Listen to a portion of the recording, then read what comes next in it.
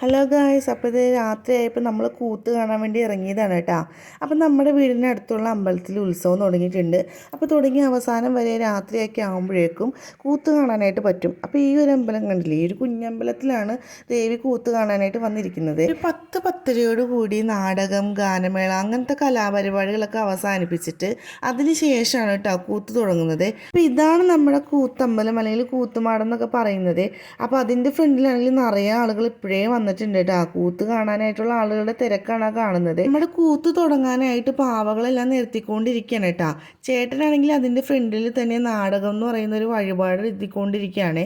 നമ്മുടെ ആഗ്രഹങ്ങളോ അല്ലെങ്കിൽ എന്തെങ്കിലും അസുഖങ്ങൾ മാറാനായിട്ടുള്ള കാര്യങ്ങൾ അങ്ങനെയൊക്കെ നമ്മളവിടെ പേരും നാളൊക്കെ പറഞ്ഞു കൊടുത്തിട്ട് നമ്മളവിടെ എഴുതിച്ച് അത് ഈ കൂത്ത് തുടങ്ങുന്നതിന് മുന്നായിട്ട് വായിക്കും എന്നാണ് പറഞ്ഞ് കേട്ടിട്ടുള്ളത്. പൂരങ്ങൾക്കൊക്കെ വരാറുണ്ടെങ്കിലും ഈ കൂത്ത് കാണാനായിട്ട് ആദ്യമായിട്ടാണ് കേട്ടോ വരുന്നത്. അപ്പോൾ നമ്മുടെ ഓരോ പാവകളൊക്കെ ഇത് നിരന്നിട്ടുണ്ട്.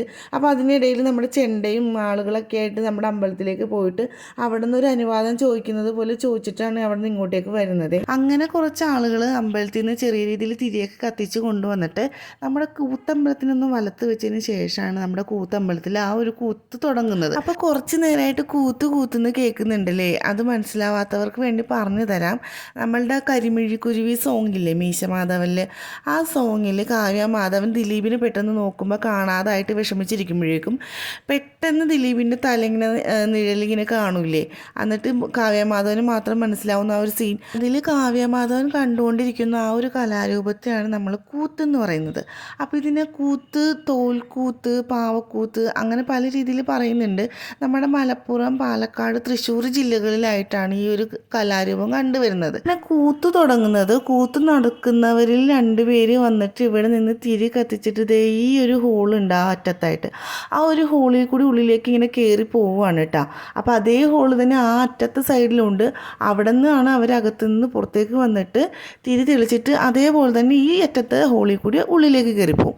അങ്ങനെ അതിന് ശേഷം അവിടെ നിന്ന് കത്തിച്ചെടുത്ത് ഓരോ തിരിയും ഇതേപോലെ ഇങ്ങനെ നിരത്തി ഈ അറ്റം മുതൽ ആ അറ്റം വരെ തിരികൾ ഇങ്ങനെ വെക്കുമ്പോഴേക്കും നമുക്ക് ഓരോ പാവകളും തെളിഞ്ഞു വരുന്നതായിട്ട് കാണാം കേട്ടോ.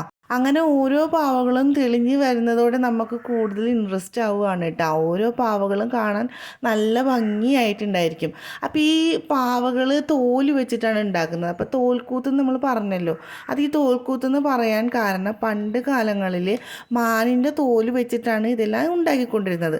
ഇപ്പം അത് പറ്റാത്തത് കാരണം, അത് ലഭ്യമല്ലാത്തത് കാരണം കാള, പശു അങ്ങനെയുള്ള മൃഗങ്ങളുടെ തോല് വെച്ചിട്ടാണ് ഇപ്പം പാവകളെ ഉണ്ടാക്കുന്നത്. തോൽക്കൂത്തിൽ രാമായണമാണ് പറയുന്നത്. സാധാ രാമായണം അല്ല, തമിഴ് രാമായണമാണ് ഈ തോൽക്കൂത്തിലൂടെ പറയുന്നത്. അപ്പോൾ അവർ പറയുന്നതും തമിഴിലാണ് പറഞ്ഞുകൊണ്ടാണ് നമ്മുടെ ഈ കൂത്ത് നടത്തുന്നത്. ചില അമ്പലങ്ങളിൽ രാമൻ്റെ ജനനം മുതൽ പട്ടാഭിഷേകം വരെയുള്ള കാര്യങ്ങൾ കൂത്തിലൂടെ നടത്താറുണ്ട് കേട്ടോ. നമ്മുടെ അമ്പലത്തിൽ ഈ പൂരം നടക്കുമ്പോൾ ആ ദിവസങ്ങളിൽ മാത്രമാണ് കൂത്ത് നടത്താറുള്ളൂ. അപ്പം ഞങ്ങൾ ചെന്ന ദിവസം ഇന്ദ്രജിത്തിൻ്റെ വധമാണ് കേട്ടോ. അപ്പോൾ ഇതൊന്ന് അനങ്ങി തുടങ്ങണമെങ്കിൽ തന്നെ കുറേ നേരം എടുക്കും കേട്ടോ. ഈ പാവകളെ കണ്ടുകൊണ്ടിരിക്കാമെന്ന് മാത്രമേ ഉള്ളൂ, പക്ഷേ ഇതൊന്ന് അനങ്ങണമെങ്കിൽ കുറേ നേരം എടുക്കും. നമ്മൾ ഒരു 11 മണിയായപ്പോൾ ചെന്നിട്ട് ഒരു 1 മണിയായപ്പോഴേക്കുമാണ് ഈ പാവകൾ ജസ്റ്റ് ഒന്ന് അനങ്ങാൻ തുടങ്ങിയത് കേട്ടോ. അതും കഴിഞ്ഞിട്ട് ഒരുപാട് നേരമായിട്ടാണ് നമ്മളുടെ ഓരോ ആ ഒരു അമ്പ് ചെയ്യുന്ന ആ ഒരു സീനൊക്കെ എത്തുന്നത്. കുറേ നേരം നമ്മൾ ക്ഷമയോടെ കാത്തിരുന്നതിന് ശേഷമാണ് അങ്ങനെ ഒരു സീനിലേക്കൊക്കെ എത്തുന്നത്. നമ്മൾ ക്ഷമയോടെയാണ് അവിടെ നോക്കി വെയിറ്റ് ചെയ്ത് നിന്ന് എങ്കിലും ഉണ്ടല്ലോ, ആളുകളൊരു നമ്മുടെ സാധാ കലാപരിപാടികളില്ലേ, നാടകം, ഗാനമേള, ഡാൻസ് അങ്ങനെയുള്ള പരിപാടികളൊക്കെ ഉണ്ട് കേട്ടോ. ആ ഒരു സമയത്തെ ആളുകൾ ഇങ്ങോട്ടേക്ക് പായൊക്കെ കൊണ്ടാണ് വരുന്നത്. പാ കൊണ്ട് വന്നിട്ട് കസേരയിലിരുന്ന് നാടകം, ഗാനമേളയൊക്കെ കഴിയുമ്പോഴേക്കും നേരെ ഈ കൂത്തിൻ്റെ അമ്പലത്തിൻ്റെ ഫ്രണ്ടിലായിട്ട് പാ വിരിച്ചങ്ങോട്ട് കിടപ്പാണ്. എന്നിട്ട് കിടന്ന് ഉറങ്ങി, ചിലപ്പോൾ 1-2 ഉറക്കമൊക്കെ കഴിഞ്ഞിട്ടേക്കായിരിക്കും ചെണ്ടോട്ടൊക്കെ കേൾക്കുമ്പോൾ ആളുകൾ എണീക്കുന്നത്.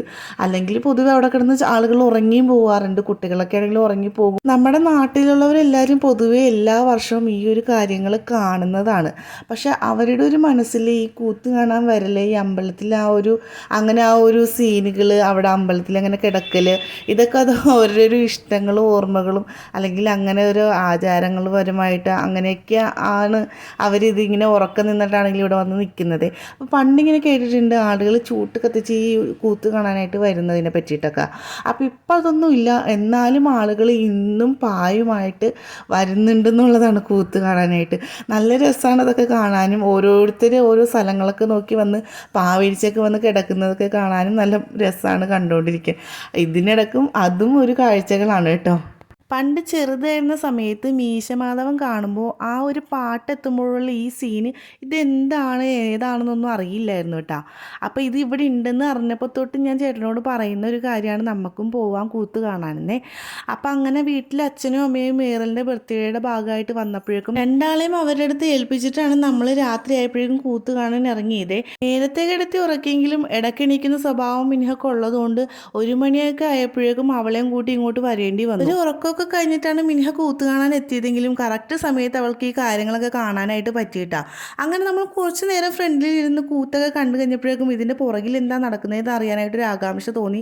ആ ഡോറിൻ്റെ സൈഡിൽ പോയി നിന്ന് കുറച്ച് നേരം നോക്കി നിന്നു കേട്ടോ. അങ്ങനെ ഈ രൂപങ്ങൾ എങ്ങനെയാണ് നമുക്ക് ഇതുപോലെ കാണാൻ പറ്റുന്നതെന്ന് അറിയാനായിട്ട് നമ്മൾ കുറച്ച് നേരം എന്താ ഇവിടെ വന്ന് നിന്നു കേട്ടോ. മിൻഹനെ കുറച്ച് നേരം കാണിച്ചതിന് ശേഷം നമുക്ക് വീട്ടിലേക്ക് പോകാമെന്ന് വിചാരിച്ചു. മേറിൽ എണീക്കുന്നതിന് മുന്നേ വേണം നമുക്ക് വീട്ടിലേക്ക് എത്താനായിട്ട്. അപ്പോൾ അതുകൊണ്ട് നേരെ വീട്ടിലേക്കാണ് പോയത്. ഇനി വിശേഷങ്ങളായിട്ട് വീണ്ടും വരാം കേട്ടോ. ബൈ.